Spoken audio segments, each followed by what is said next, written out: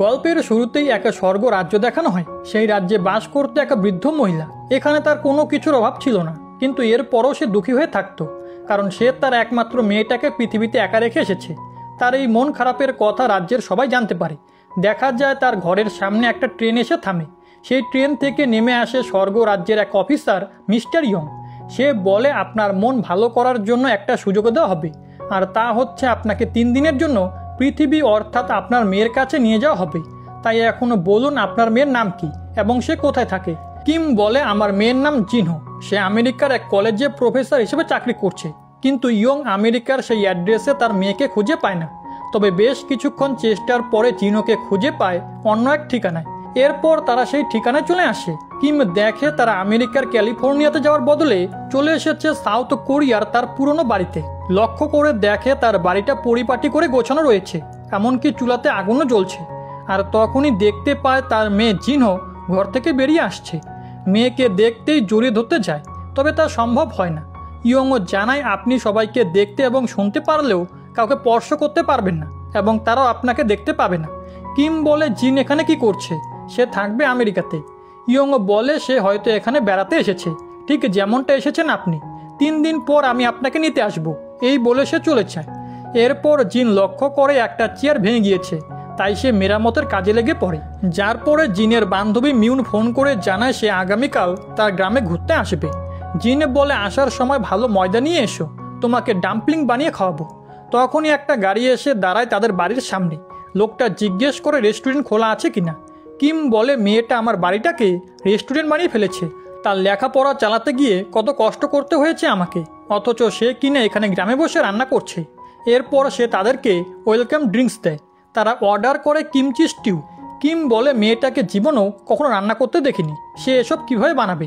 তখনই জিন চলে আসে বাড়ির পিছনে মাটির নিচে সংরক্ষণ করে রাখা কিমচিতে। সে টেস্ট করে বলে এটা একদম পারফেক্ট আছে। তখন কিমের মনে পড়ে যখন তার মেয়ে কলেজে পড়াশোনা করত, তখন একদিন সে গিয়েছিল তার মেয়ের সাথে দেখা করতে। সেখানেও তারা কিমচি স্টিউ খেয়েছিল। কিম বলেছিল এর চেয়ে আমাদের গ্রামের মানুষদের রান্না করা কিমচি স্টিউ আরও বেশি সুস্বাদু হয়। কিমচি তৈরি করে মাটির নিচে বাংকারের মধ্যে সংরক্ষণ করে রাখে, এতে এর স্বাদ আরও বৃদ্ধি পায়। আর সেই বাংকারে যে কোনো জিনিসই সংরক্ষণ করা যায়, অনেকটা ফ্রিজের মতো। আর বর্তমানে জিন সেই ফর্মুলাই ব্যবহার করছে। কিম লক্ষ্য করে সে রান্নাতে মশলা, তেল এবং সব সবজি খুব পারফেক্টভাবে ব্যবহার করছে। এরপর খাবারগুলো পরিবেশন করে। কিম বলে দেখেই মনে হচ্ছে রান্নাটা খুবই ভালো হয়েছে, ইচ্ছে করছে একটু টেস্ট করে দেখি, কিন্তু সেই ক্ষমতা আমার নেই। এরপর তারা খাবারের বিল পরিশোধ করে চলে যায়। জিন বেরিয়ে পড়ে কিছু কেনাকাটা করতে। তার প্রতিবেশীরা বলে যদি স্বর্গ থেকে কিম এসব দেখতে পায় তাহলে সে খুবই রেগে যাবে, কারণ তার মেয়ে আমেরিকাতে চাকরি পাওয়ার পর কিম প্রচণ্ড খুশি হয়েছিল, আর এখন তার মেয়ে ঠিক তার মতো জীবনযাপন করছে। তাদের এসব কথাবার্তা সে পাশে দাঁড়িয়ে শুনছিল। অন্যদিকে জিন চলে আসে তার মায়ের বন্ধু চুনের দোকানে। সে এসেছে রান্নার জন্য তেল কিনতে, কিন্তু চুন তাকে দেখতেই রেগে যায় আর জানিয়ে দেয় তার কাছে কোনো জিনিস বিক্রি করবে না, কারণ সে তার মায়ের স্বপ্ন ভেঙে গ্রামে এসে পড়ে রয়েছে। তখন জিন অনেক রিকোয়েস্ট করলে সে তেল বিক্রি করতে রাজি হয়ে যায়। এরপর জিন তাকে ধন্যবাদ জানিয়ে চলে আসে। চুন বলতে থাকে কিম এসব দেখলে প্রচণ্ড কষ্ট পেত। এরপর বাড়ি ফিরে সে আবারও রান্নার কাজে লেগে পড়ে। সে তার মায়ের তৈরি মাটির চুলাটা ব্যবহার করছিল। তখন ফ্ল্যাশব্যাকে দেখা যায় একদিন কিম তাকে ফোন করে বলে আমি একটি নতুন চুলা বানিয়েছি, আর বলো তুমি কবে আমেরিকার উদ্দেশ্যে রওনা হবে। দেখা যায় জিন তার কোনো কথাতেই ইন্টারেস্টেড ছিল না এবং ফোন কেটে দেয়। তাই কিম ভাইয়ের বউয়ের কাছে ফোন করে জানতে পারে তার মেয়ের ফ্লাইট আগামী সপ্তাহে। তখন দেখানো হয় খুব ছোটবেলাতেই জিনের বাবা মারা যায়। মেয়েকে মানুষ করার জন্য সে অন্য বাড়িতে কাজ করত। সে সব সময় চাইতো তার মেয়ে যাতে ভালো থাকে, তাই সে রাতভর ওভারটাইম কাজ করত।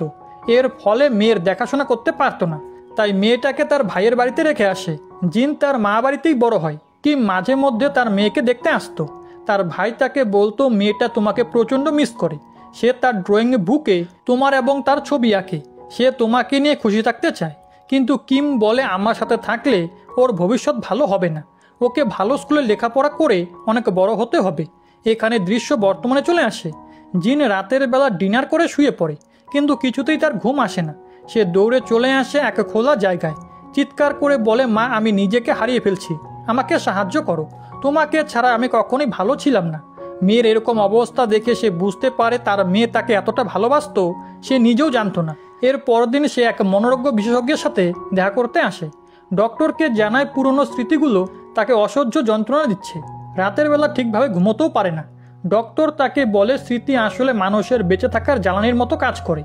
গাড়িতে ভালো মানের জ্বালানি দিলে যেমন গাড়ি ভালোভাবে চলে, ঠিক তেমনিভাবে আমাদের স্মৃতিগুলো জীবনকে সুন্দরভাবে এগিয়ে নিয়ে যায়।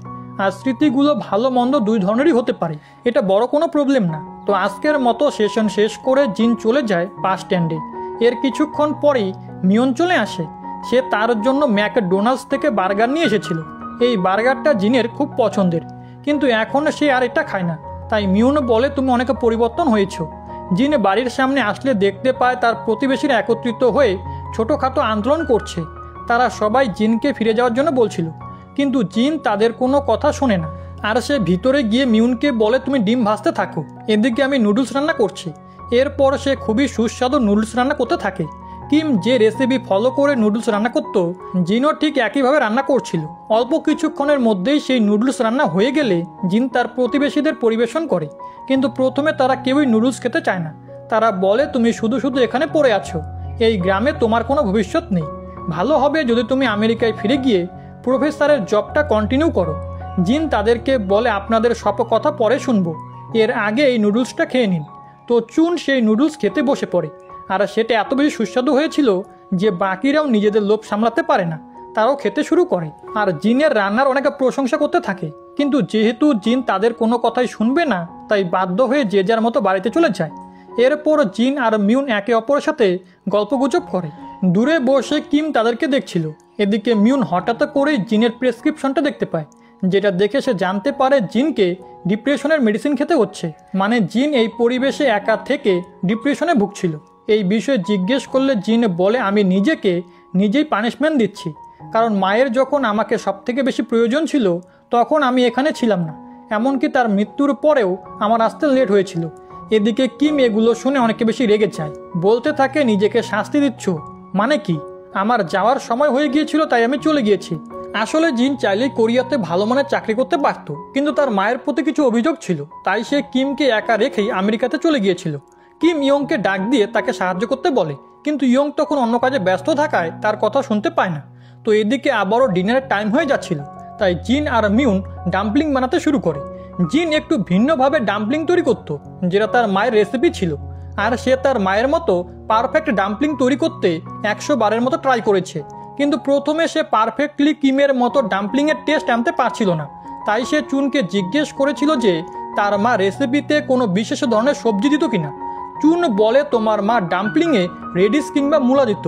জিন তারপর চুনের কথা মতো রেসিপিতে মূলা ব্যবহার করে, আর এবার সে পারফেক্টলি কিমের মতো ডাম্পলিং বানাতে সক্ষম হয়েছিল। ফ্ল্যাশব্যাকে দেখানো হয় কিম কাজে থেকে বাড়ি ফিরে এসে দেখে জিন না খেয়ে ঘুমিয়ে পড়েছে, কারণ সে ঝাল খেতে পছন্দ করতো না।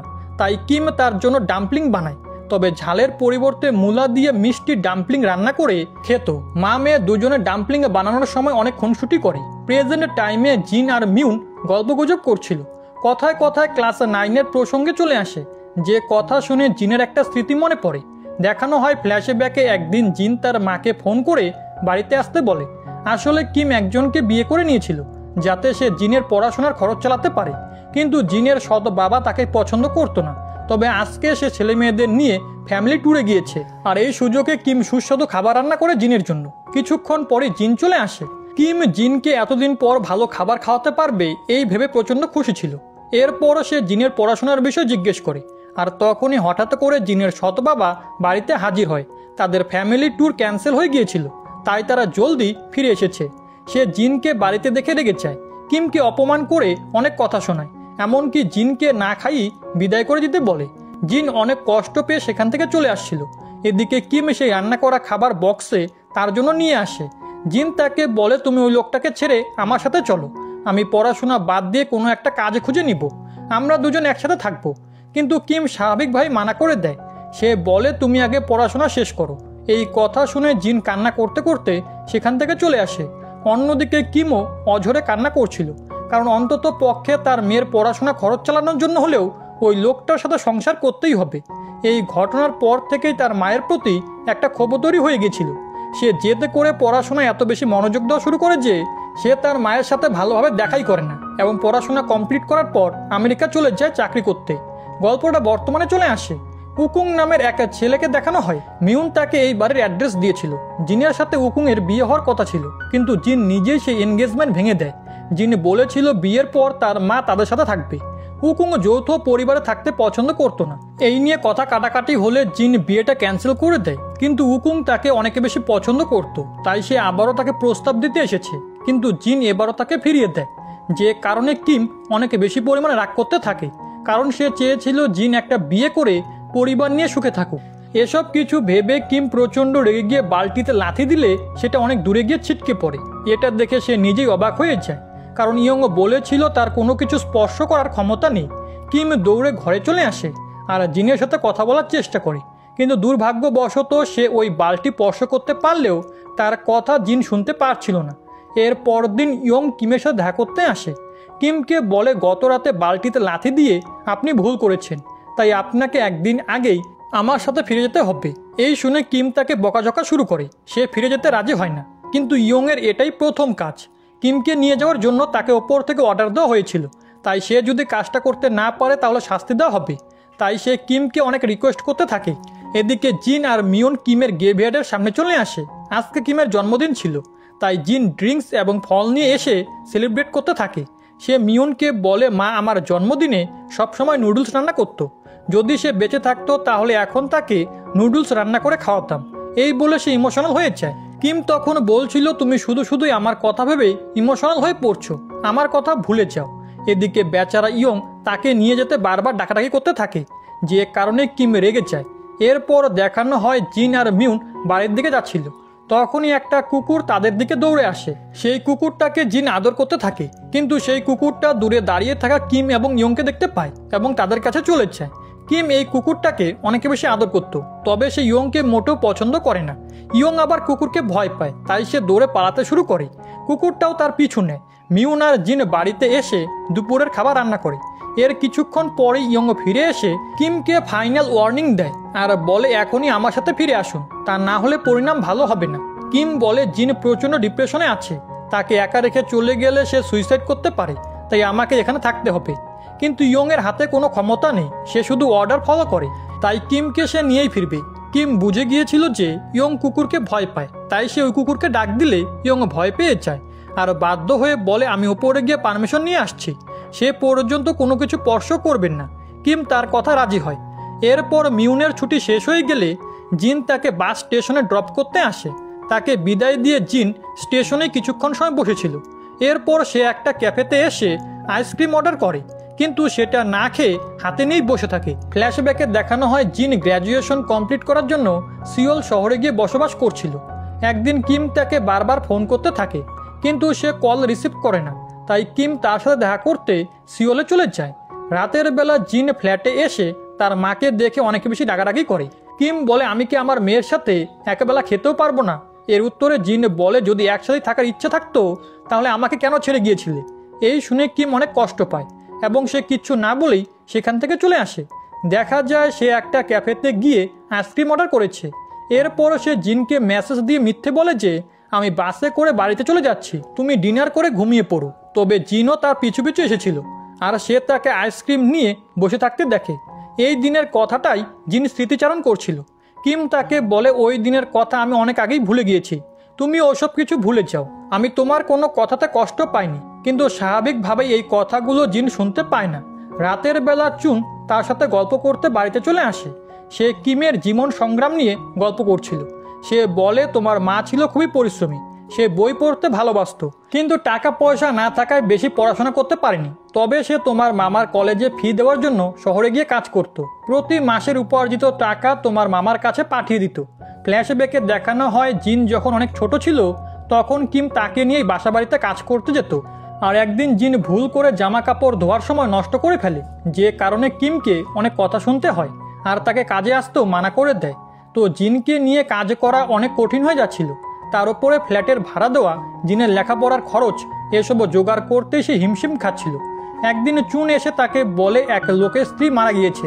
লোকটা একজন মহিলা খুঁজছে বিয়ে করার জন্য, তবে লোকটার 2 সন্তান আছে। তাই সে যদি লোকটাকে বিয়ে করে তাহলে প্রতি মাসে তার হাতে খরচ দেওয়া হবে, আর সেই টাকা দিয়ে সে জিনের লেখাপড়ার খরচ বহন করতে পারবে। তবে সেই লোকটা শর্ত দিয়েছে জিনকে তার বাড়িতে আনতে পারবে না, তাকে অন্য কোথাও থাকতে হবে। এই শুনে তার মন খারাপ হয়ে যায়। একমাত্র মেয়েটাকে দূরে সরিয়ে দিতে হবে, তবে ভবিষ্যতের কথা চিন্তা করে সে দ্বিতীয় বিয়ে করার সিদ্ধান্ত নেয় আর জিনকে রেখে আসে তার ভাইয়ের বাড়িতে। জিন বলে, আমি আগে মনে করতাম আমার মা আমাকে ভালোই বাসে না, তাই আমাকে ছেড়ে চলে গিয়েছে, কিন্তু সে মারা যাওয়ার পর বুঝতে পারি আসলে তার আর কোনো রাস্তা খোলা ছিল না। চুন তাকে আরও বলে, তুমি যেদিন কিমকে না বলে আমেরিকায় চলে গিয়েছিলে সেদিন তোমার মা অনেক কষ্ট পেয়েছিল, তার মুখের দিকে তাকানোই যাচ্ছিল না। এই কথা শুনে জিন আরও বেশি কষ্ট পায়। জিন আসলে আমেরিকা যাওয়ার আগে কিমের সাথে কথা বলতে চেয়েছিল, কিন্তু সাহস করে বলতে পারেনি। কিমের জন্য একটা গিফট এনেছিল, যেটা দরজার বাইরে রেখেই সে আমেরিকায় চলে যায়। দৃশ্য বর্তমানে আসলে দেখা যায় চুন তার বাড়িতে চলে যাচ্ছে। এরপর জিন তার মায়ের পুরনো ডায়েরি বের করে পড়তে থাকে।